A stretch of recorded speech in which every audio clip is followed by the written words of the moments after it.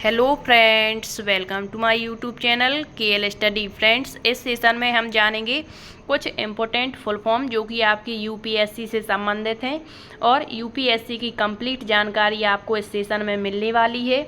तो यहाँ पर हम यूपीएससी क्या कहलाता है, यूपीएससी का जो एग्ज़ाम्स पैटर्न है वो क्या रहता है, आयु सीमा क्या होती है, यूपीएससी कौन कौन सी परीक्षाएं कंडक्ट करवाता है और इसमें जो अधिकारी वर्ग होते हैं, जैसे आपने सुना होगा आईपीएस, आईएएस, और जो पुलिस फोर्स होती है उसमें सबसे बड़ी पोस्ट कौन सी होती है, डीजीआई क्या कहलाते हैं, आईजी क्या होते हैं, सबसे छोटा पद कौन सा होता है, सारी चीज़ें यहाँ पर आपकी कंफर्म होंगी।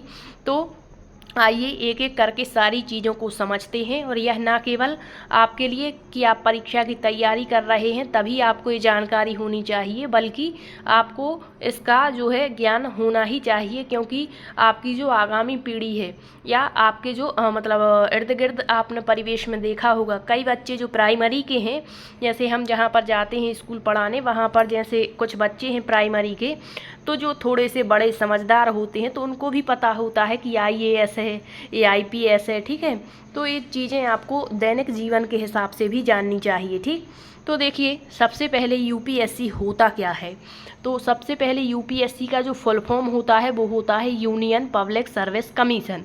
इसको हिंदी में कहते हैं संघ लोक सेवा आयोग। अब इसके बारे में अधिक जानकारी आपको बताएं उससे पहले आपको बता दें कि इसकी जो यूपीएससी है, इसकी स्थापना कब हुई, इसका हेड क्वार्टर जो मुख्यालय है वो कहाँ पर है। तो यूपीएससी की जो स्थापना है वो 1 अक्टूबर 1926 को हुई थी और इसका जो हेड क्वार्टर है वो दिल्ली के अंदर स्थित है। अब जो यूपीएससी है हर साल मतलब हर वर्ष भारत में सिविल सर्विसेज परीक्षा आयोजित करवाता है। यूपीएससी भारत के संविधान द्वारा स्थापित एक संवैधानिक निकाय है और यह भारत सरकार के लोक सेवा पदाधिकारियों की नियुक्ति के लिए परीक्षाओं का संचालन करता है। और जब ये परीक्षाएं संचालित होती हैं तो जो जितनी हाई रैंक लाता है उतना बड़ा अधिकारी उसको यहाँ पर बनाया जाता है, ठीक है। अब यूपीएससी जो सिविल सेवा परीक्षा है उसमें आईएएस अधिकारी बनते हैं, आईपीएस अधिकारी बनते हैं, आईएफएस बनते हैं, आईआरएस बनते हैं, ठीक है। तो इनके बारे में अभी हम देखने वाले हैं। तो सिविल सेवा परीक्षा साल में एक बार तो कंडक्ट जरूर ही होती है। अब ये बात अलग होती है कि जो कई राज्य होते हैं वहाँ पर लेट चलता है, लेकिन हर वर्ष मतलब पहले से तय है कि हर वर्ष एक बार सिविल सेवा परीक्षा साल में आयोजित की जाएगी। अब जो सिविल सेवा परीक्षा है इसमें सबसे पहले तो आपको प्रारंभिक परीक्षा देनी पड़ती है। जब इसमें आप क्वालिफाई हो जाते हैं तभी जाकर आप इसका दूसरा चरण मतलब जो होता है उसको दे पाएंगे और फिर आपका तीसरा जो चरण होता है वो इंटरव्यू होता है, साक्षात्कार जिसे कहते हैं। आप यहाँ पर समझिए, यूपीएससी की यदि आप तैयारी कर रहे हैं तो उसका जो एग्ज़ाम पैटर्न है वो इस तरीके से रहेगा। सबसे पहले आप अच्छी तैयारी करेंगे, प्री एग्ज़ाम्स पास करेंगे, ठीक है। जब तक आप इसको पास नहीं करेंगे, क्वालिफाई नहीं होंगे, तब तक आप मेंस में अप्लाई नहीं कर पाएंगे, मेंस में बैठ नहीं पाएंगे, ठीक है। तो ये एक तरह से पात्रता मानकर चलिए कि जब इसमें आप पात्रता पास कर लेते हैं, पात्रता मतलब इसकी ले लेते हैं, तभी आप जाकर इसमें बैठ पाएंगे, ठीक है। और जब मेंस एग्ज़ाम्स आपका क्वालिफाई हो जाएगा तो फिर आपका इंटरव्यू होता है। तो ये आपका एग्ज़ाम्स का पैटर्न होता है। अब इनके जो सब्जेक्ट हैं कितने कितने अंक का होता है, यदि ये आप जानना चाहते हैं तो आप कमेंट्स के माध्यम से बताइए। नेक्स्ट सेशन में हम इसके पूरे एग्ज़ाम के जो पैटर्न है, सिलेबस है, उस पर चर्चा कर लेंगे, ठीक है। अभी देखिए, अब जो यूपीएससी होता है उसमें दो प्रकार के अधिकारी बनाए जाते हैं, एक तो लेवल ए के अधिकारी और लेवल बी के अधिकारी। अब यूपीएससी से क्या बनते हैं, जैसे आपका एक सवाल होता है कि जो यूपीएससी है इससे हम क्या बनेंगे। तो देखिए, जो यूपीएससी है वो आपके केंद्र और राज्य सरकार के तहत 24 सेवाओं के लिए एक राष्ट्रीय स्तर की परीक्षा आयोजित करता है। यूपीएससी के तहत मुख्य रूप से 4 पोस्ट होती हैं। तो इन 4 के नाम तो आपने ज़रूर सुने होंगे, बाकी पोस्टों के सुने हों या ना सुने हों, लेकिन आपने ज़रूर सुना होगा आईएएस, आईपीएस, और मुख्य रूप से ये दो तो बहुत ही मतलब चर्चा का विषय है, ठीक है। इसके बाद आईएफएस, आईआरएस, तो ये प्रमुख जो आपकी यूपीएससी के अंदर पोस्ट होती हैं वो हैं। अब देखिए, यहाँ पर एक एक करके अभी हम बाद में डिस्कस करेंगे कि आईएएस का क्या कार्य होता है, कहाँ पर इनको तैनात किया जाता है, इनका कार्य क्षेत्र क्या रहता है, ठीक है। IPS, IFS, IRS. अब देखिए यहाँ पर, अब जो ग्रुप ए है, ग्रुप ए सिविल सर्विस जो है इसके तहत कुछ पोस्टें हैं, लगभग 16 पोस्टें हैं जो कि आपके ग्रुप ए के अंतर्गत आती हैं, तो ये भी आपको पता होनी चाहिए। तो सबसे पहले है इंडियन डिफेंस अकाउंट सर्विस, जिसे IDAS कहते हैं।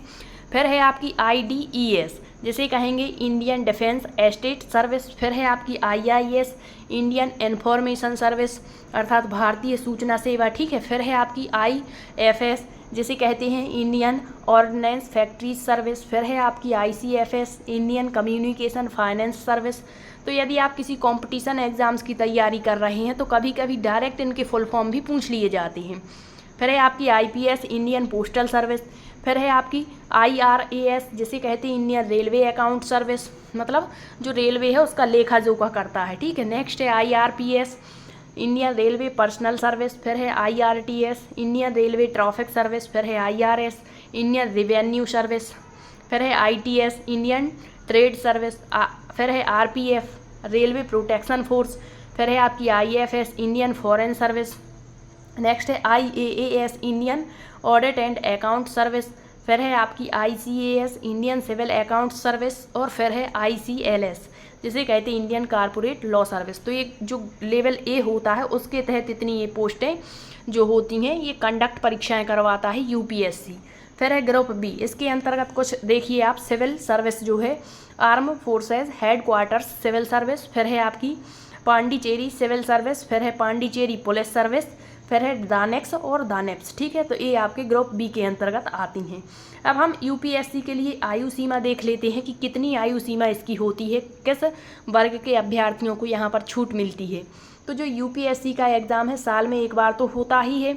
UPSC परीक्षा की जो आयु सीमा है, न्यूनतम आयु सीमा है 21 वर्ष और अधिकतम 32 वर्ष होती है। अब ये बात अलग होती है कि जैसे जनरल के अभ्यर्थी, OBC के, SC ST, तो उनके लिए कुछ छूट दी जाती है यहाँ पर। तो एक बात आप याद रखेंगे, न्यूनतम 21 मानना है और आपको अधिकतम 32 मानना है। अन्य पिछड़ा वर्ग OBC कैंडिडेट की आयु सीमा 21 से 34 वर्ष है, क्योंकि इनको 2 वर्ष का लाभ मिलता है। अब UPSC के लिए एग्ज़ाम के लिए क्या योग्यता होनी चाहिए, आप कैसे और कब इसकी तैयारी कर सकते हैं, तो देखिए योग्यता क्या रहती है। जो कैंडिडेट के पास किसी भी मान्यता प्राप्त कॉलेज या यूनिवर्सिटी से किसी भी स्ट्रीम में बैचलर डिग्री आपके पास होनी चाहिए। नेक्स्ट, कैंडिडेट जो लास्ट अटेम्प्ट दे रहे हैं और परिणाम की प्रतीक्षा कर रहे हैं, वे प्रीलिम्स एग्ज़ाम्स के लिए भी आवेदन कर सकते हैं। जैसे कोई अभ्यर्थी जो है बैचलर डिग्री कर रहा है और उसका लास्ट अटेम्प्ट है, अभी उसका परिणाम नहीं आया, उसकी प्रतीक्षा में है, तो वो प्रीलिम्स में यहाँ शामिल हो सकता है। नेक्स्ट है सिविल सेवा मुख्य परीक्षा के लिए उपस्थित होने के लिए बैचलर डिग्री पास करने का प्रूफ देना पड़ता है, तभी आप इसमें शामिल हो पाएंगे। नेक्स्ट है मेंस एग्ज़ाम्स के लिए आवेदन के साथ डिग्री भी आपको अटैच करनी होती है। जनरल और EWS के जो पास है 6 अटैम्प्ट इनके पास होते हैं। OBC के पास 9 अटैम्प्ट होते हैं। SC ST के पास आयु सीमा तक का अटैम्प्ट होता है, ठीक है। नेक्स्ट है IAS परीक्षा में बैठने के लिए जो न्यूनतम आयु सीमा है वो 21 वर्ष है, अधिकतम 32 वर्ष है। फिर SC ST OBC के लिए जो छूट होती है वो अलग बात है, ठीक। अब हम एक एक करके यहाँ पर देखेंगे आपकी जो सिविल सर्विसेज परीक्षाएं हैं, मतलब जो लोक सेवा आयोग परीक्षा कंडक्ट करवाता है, उसमें आपने IAS खूब सुना होगा। अब देखते हैं ये IAS ऑफिसर होते क्या हैं। तो सबसे पहले IAS का फुल फॉर्म जो होता है वो इंडियन एडमिनिस्ट्रेटिव सर्विस होता है, जिसे हिंदी में हम कहते हैं भारतीय प्रशासनिक सेवा। तो आपने ये तो खूब सुना, इसका फुल फॉर्म भी आपको याद है, लेकिन हिंदी भी आपको पता होनी चाहिए कि IAS को हिंदी में कहते क्या है। तो इसे कहते हैं भारतीय प्रशासनिक सेवा। अब जो बच्चे UPSC का एग्ज़ाम्स देते हैं, ठीक है, उसमें जो टॉप रैंक लेकर के आता है उसको IAS अधिकारी बनाया जाता है। तो सिविल सेवा परीक्षा में टॉप रैंक हासिल करने वाले उम्मीदवार को IAS बनाया जाता है। अब जो IAS होता है, यह जो अधिकारी है IAS वर्ग का, यह संसद में जो कानून बनाए जाते हैं उनको अपने इलाकों में लागू करवाता है। इसके अलावा नई नीति और कानून बनाने में अपना योगदान भी निभाते हैं। ये मतलब सुझाव दे सकते हैं कि किस तरह से कानून बनाना चाहिए। नेक्स्ट है जो IAS हैं अधिकारी कैबिनेट सेक्रेटरी और अंडर सेक्रेटरी भी बन सकते हैं। अब जो IAS अधिकारी है इसकी जो भर्ती है वो लोक सेवा आयोग UPSC द्वारा आयोजित एक प्रतियोगी परीक्षा के माध्यम से होती है और इसमें भी आपको तीनों प्रकार जो आपकी पात्र जो परीक्षा होती है, सबसे पहले प्री एग्ज़ाम्स क्वालिफाई करना, फिर मेंस करना, फिर इसके बाद इंटरव्यू देना, तो वही प्रक्रिया इसमें होती है। फिर उनकी नियुक्ति जो है भारत के राष्ट्रपति के माध्यम से होती है। IAS अधिकारी सरकारी नीतियों और कार्यक्रम, वही कानून नियम बनाना, ठीक है, उनको सुनिश्चित करना, अपने क्षेत्र में लागू करवाना इनका कार्य होता है। फिर यह केंद्र और राज्य दोनों स्तर पर सरकार के विभिन्न स्तरों पर प्रमुख प्रशासनिक पदों पर हैं। वित्त, कानून व्यवस्था, शिक्षा, स्वास्थ्य सेवा, बुनियादी ढांचे जैसे क्षेत्रों में काम करके देश के विकास और कल्याण में महत्वपूर्ण भूमिका निभाते हैं। इसके अलावा एक जो IAS अधिकारी है यह राष्ट्र को आकार देने और बदलने में महत्वपूर्ण भूमिका अपनी निभाता है। तो ये होता है IAS। इसके अलावा अगला जो आपका दूसरा यहाँ पर जो अधिकारी होता वो IPS होता है। तो IPS का फुल फॉर्म क्या होगा? भारतीय पुलिस सेवा। अब पुलिस सेवा देखो, जैसे इसमें टॉप रैंक हासिल करता वो IPS। अब IPS से जो है आपके जो पुलिस फोर्स होती है उसमें कई आपके जो पद हैं या जो अधिकारी हैं वो बनाए जाते हैं। तो यहाँ पर IG बनेगा, DIG, DGP, तो रैंक के हिसाब से यहाँ पर इनको अधिकारी बनाया जाता है। तो IPS का फुल फॉर्म होता है इंडियन पुलिस सेवा सर्विस, हिंदी में कहेंगे पुलिस सेवा, ठीक है। तो यह जो है IPS अधिकारी का मुख्य कार्य जो होता है वो क्षेत्र कानून व्यवस्था बनाए रखने का होता है, कानून बनाए रखने का इनका प्रमुख कार्य है। और IPS से ही SP से लेकर IG, DIG, DGP आदि बनते हैं। नेक्स्ट है आपका IFS। अब IFS में एक तो फॉरेन सर्विस होता है, एक फॉरेस्ट सर्विस होता है, एक भारतीय विदेश सेवा और एक भारतीय वन सेवा। तो जो वनों से संबंधित कार्य होंगे वो वन सेवा के अंतर्गत होंगे, IFS कहेंगे। और जो आपके विदेशी मामले होंगे उन पर जो कार्य करता है वो अधिकारी IFS होता है। विदेश मंत्रालय में यह अपनी सेवाएं देगा। IFS अधिकारी UPSC परीक्षा क्लियर करने के बाद इनकी 3 साल की ट्रेनिंग के बाद ही IFS बनते हैं। IFS अधिकारी डिप्लोमेसी से जुड़े मामलों पर कार्य करते हैं। अब एक IFS मतलब होता है इंडियन फॉरेस्ट सर्विस, भारतीय वन सेवा, वनों से संबंधित कार्य करेंगे।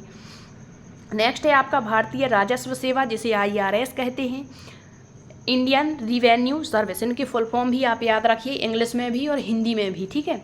भारतीय राजस्व सेवा, तो भारतीय सिविल सेवा के अंतर्गत ही राजस्व सेवा आएगी आपकी। और यह सेवा वित्त मंत्रालय, रिवेन्यू मतलब वित्त मंत्रालय के अधीन ही कार्य करता। तो ये भी याद रखेंगे कि कौन से अधिकारी किस मंत्रालय के अधीन कार्य करेंगे, ठीक। अब इन अधिकारी का जो IRS अधिकारी, इनका प्रमुख कार्य विभिन्न जो प्रत्यक्ष और अप्रत्यक्ष कर हैं उनका संग्रह करना होता है। नेक्स्ट है Indian information service, IIS, Indian information service, जिसे हिंदी में कहेंगे इन्फॉर्मेशन मतलब सूचना, भारतीय सूचना सेवा। इस वर्ग के अधिकारी जो हैं प्रिंट मीडिया, इलेक्ट्रॉनिक मीडिया, जिसके माध्यम से हम सूचना को प्रबंध करते हैं, संचारण जिसका करते हैं, ठीक है। इस वर्ग के अधिकारी सूचना प्रसारण मंत्रालय के अधीन कार्य करेंगे। तो पूछ सकते हैं किसी भी परीक्षा में कि सूचना प्रसारण मंत्रालय के अधीन कार्य करने वाला अधिकारी होता है, पूछ लेंगे IAS, IPS, IIS, ठीक है। तो जब फुल फॉर्म पता होगा, हिंदी मतलब पता होगा, तब आप इसका आंसर दे पाएंगे। नेक्स्ट होता है IRAS, Indian railway account service, जिसका फुल फॉर्म है भारतीय रेल लेखा सेवा। रेल से संबंधित लेखा जोखा जो होता है वो इस वर्ग के अधिकारी रखते हैं, ठीक है। तो ये तो हुए आपके कुछ इम्पोर्टेंट फुल फॉर्म, उनकी जानकारी। अब जैसे आपके हर राज्य में अपने अपने जो है जैसे एग्ज़ाम्स होते हैं, ठीक है। जैसे मध्य प्रदेश लोक सेवा आयोग, उत्तर प्रदेश लोक सेवा आयोग, तो ये अपनी अपनी परीक्षाएँ कंडक्ट करवाते हैं। तो यहाँ देखेंगे हम एक तो वो UPSC हो गया, ठीक है। अब ये है UPPSC मतलब Uttar Pradesh public service commission, Uttar Pradesh संघ लोक सेवा आयोग। इसी तरह से होगा आपका MPPSC, तो जिसे हम क्या कहेंगे, Madhya Pradesh public service commission, Madhya Pradesh संघ लोक सेवा आयोग। तो अब जो आपका उत्तर प्रदेश संघ लोक सेवा आयोग है, ये कौन कौन सी परीक्षाएं कंडक्ट करवाता है और इनके माध्यम से कैसे कैसे कौन कौन से अधिकारी बनाए जाते हैं। देखिए, सबसे पहले इसके माध्यम से जो है UPPSC के माध्यम से PCS परीक्षा कंडक्ट करवाई जाती है। PCS का फुल फॉर्म होता है प्रोविंशियल सिविल सर्विस, प्रांतीय सिविल सेवा। इसी से जाकर के जब आप टॉप रैंक हासिल करते हैं तो रैंक के हिसाब से आपको SDM बनाते हैं, DSP बनते हैं, ARDO बनते हैं, BDO बनते हैं, जिला खाद्य विपणन अधिकारी बनेंगे, सहायक आयुक्त बनेंगे, व्यापार। इन विभागों में उच्च पदों पर आपको नियुक्त कर दिया जाता है जो PCS परीक्षा क्लियर कर लेता है। जिसने PCS परीक्षा क्लियर कर ली और जिसकी रैंक जितनी उच्च होगी उसको इन विभागों में उच्च पद दिए जाते हैं। नेक्स्ट होता है आपका PPS, जिसका फुल फॉर्म होता है प्रोविंशियल पुलिस सर्विस, जिसे कहेंगे प्रांतीय पुलिस सेवा।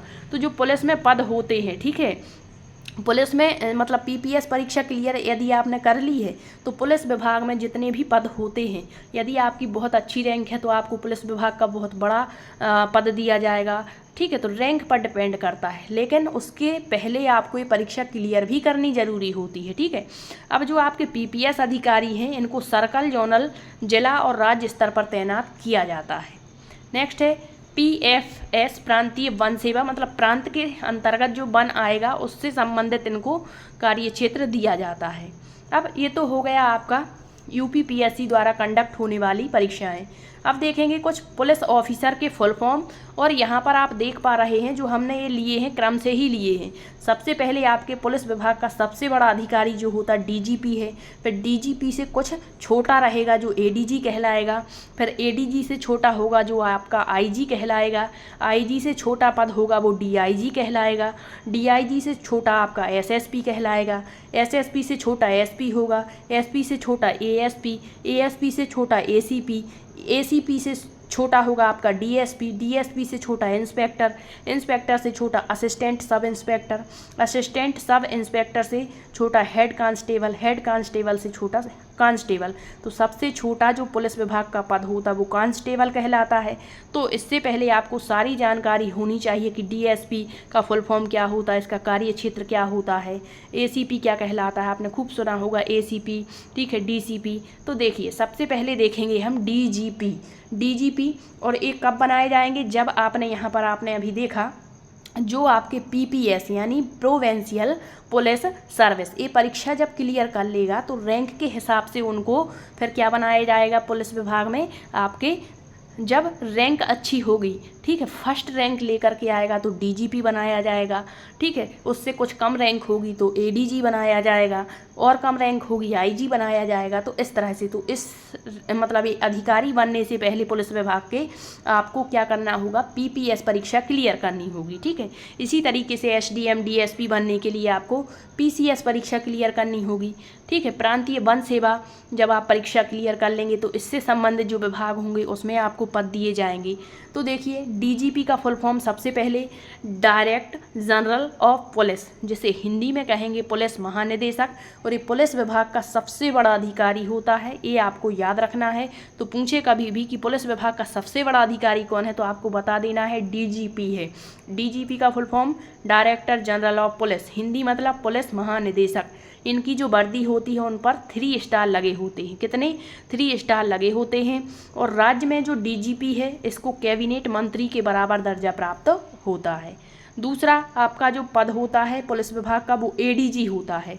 एडीजी मतलब एडिशनल डायरेक्टर जनरल, एडिशनल मतलब अतिरिक्त जो महानिदेशक होगा। अब ये क्या होता है एडीजी, तो आपको बता दें कि एडीजी जो रहेगा वो डीजीपी के अधीन कार्य करता है, मतलब इसकी हेल्प करता है। ठीक है, इस तरीके से जैसे आपके जैसे स्कूल है, ठीक है, तो उसमें एक क्या होता है आपका, एक होता है जैसे स्कूल में एक आपने बनाया अपनी क्लास में मॉनिटर। ठीक है, तो लेकिन मॉनिटर जो होता है उसकी हेल्प के लिए एक उप मॉनिटर भी आप बनाते हैं कि जब कभी इसको किसी चीज़ की ज़रूरत पड़ जाए तो ये इसकी हेल्प ले सकता। उसी तरीके से यहाँ जो डीजीपी है उसकी हेल्प कौन करेगा, आपका एडीजी करेगा, अर्थात यह डीजीपी का जूनियर माना जाता है। इसकी वर्दी पर भी 3 स्टार लगे होते हैं। नेक्स्ट होता है आपका जो पद वो आईजी होता है, जिसे इंस्पेक्टर जनरल ऑफ पुलिस कहते हैं। पुलिस महानिरीक्षक, वो महानिदेशक थे, ये पुलिस महानिरीक्षक हैं। यह पुलिस विभाग की तीसरी बड़ी रैंक है। पहली कौन सी हो गई आपकी डीजीपी, ठीक है, ये तीसरी बड़ी रैंक है आपकी आईजी। ये अब देखिए इसकी वर्दी पर भी 3 स्टार लगे होंगे। अब आप पहचान कैसे करेंगे, वर्दी तो सेम हो गई, तो इसकी पहचान करते हैं कि इनमें जो 3 स्टार लगे हैं उनमें से एक जो स्टार है वो सिल्वर का होता है। ठीक, नेक्स्ट होता है आपका डीआईजी। डीआईजी का full form deputy inspector general, अर्थात पुलिस उप महानिरीक्षक। तो आप समझ पा रहे होंगे आईजी की मदद के लिए डीआईजी बनाया गया है, तो ये आईजी के अधीन कार्य करेगा। इसकी वर्दी पर भी 3 स्टार होंगे। नेक्स्ट है आपका एसएसपी, सुप्रिटेंडेंटल ऑफ पुलिस, वरिष्ठ पुलिस अधीक्षक जो होते हैं, इस पद के लिए कोई परीक्षा आपको नहीं देनी होती है। क्यों? क्योंकि जो एसपी होते हैं कुछ वर्ष यहाँ कार्य करने के बाद इनको प्रमोट कर दिया जाता है। जिस तरीके से आप जैसे प्राइमरी टीचर हैं, कुछ वर्षों तक यहाँ कार्य कर लेंगे और यदि आप योग्यता रखते होंगे तो आपको प्रमोट करके वर्ग या जो आपका मेडल होता है उसमें प्रमोट कर देते हैं। उसी तरीके से होता है इसमें कि जो एसपी है, एसपी को प्रमोट करके एसएसपी, तो इसके लिए कोई आपको परीक्षा नहीं देनी होती। ठीक है, एसपी बनते हैं तो उसी से प्रमोट होकर के एसएसपी बना दिए जाते हैं। अब यह कहाँ पर बनते हैं? तो जो बड़ी आबादी वाले क्षेत्र हैं या जो महानगर हैं या नक्सल प्रभावित क्षेत्र हैं वहाँ पर इनको तैनात किया जाता है। नेक्स्ट एसपी, एसपी को कहेंगे पुलिस अधीक्षक, full form senior superintendent of police. Bharat के हर जिले में, मतलब भारत में जितने भी राज्य हैं और राज्यों में जितने भी जिले हैं वहाँ पर आपका एक एसपी विशेष रूप से भारत सरकार द्वारा नियुक्त होता है। और इनको कहाँ पर तैनात किया जाता है? इनका कार्य क्षेत्र तो बड़े ग्रामीण और शहरी क्षेत्रों में इनको प्रमुख माना जाता है वहाँ का। नेक्स्ट है ASP, ASP full form assistant superintendent of police. ये असिस्टेंट मतलब ये एसपी की सहायता के लिए बनाया गया। नेक्स्ट एसीपी फुल फॉर्म होता असिस्टेंट कमिश्नर ऑफ पुलिस, सहायक पुलिस आयुक्त। और एक DSP deputy superintendent of police. ठीक है, तो जो डीएसपी होते हैं इनको सीओ भी कहा जाता है। सीओ मतलब सर्कल ऑफिसर इनको कहा जाता है और यह ब्लॉक स्तर पर बनाए जाते हैं। और सीओ जो हैं वो राज्य स्तरीय सिविल परीक्षा पास करके ही बनाए जाते हैं। इसके बाद आपके इंस्पेक्टर आते हैं। ठीक है, जिसे थानेदार कहेंगे। असिस्टेंट सब इंस्पेक्टर मतलब इंस्पेक्टर की हेल्प के लिए। एक हेड कांस्टेबल और कांस्टेबल जिसे हवालदार कहते हैं। तो आप समझ गए होंगे कि पुलिस विभाग का जो हेड कांस्टेबल, इसकी आपको कोई परीक्षा नहीं देनी होती। कांस्टेबल के पद पर कई वर्षों कार्य करने के बाद आपको प्रमोट करके हेड कांस्टेबल बना दिया जाता है। ठीक है, तो आप यहाँ पर समझ पाए होंगे कि जो पुलिस विभाग है उसमें कौन सा पद सबसे बड़ा है, कौन सा पद सबसे छोटा है। और यदि आप इसके अलावा अन्य जानकारी चाहते हैं कि परीक्षा जो होती है यूपीएससी की, उसमें एग्ज़ाम्स का सिलेबस क्या रहता है, किस तरीके से आपको तैयारी करनी होती है, तो आप कमेंट्स के माध्यम से ज़रूर बताएं। और यदि आपको जानकारी अच्छी लगी है तो वीडियो को शेयर ज़रूर करें। Thank you.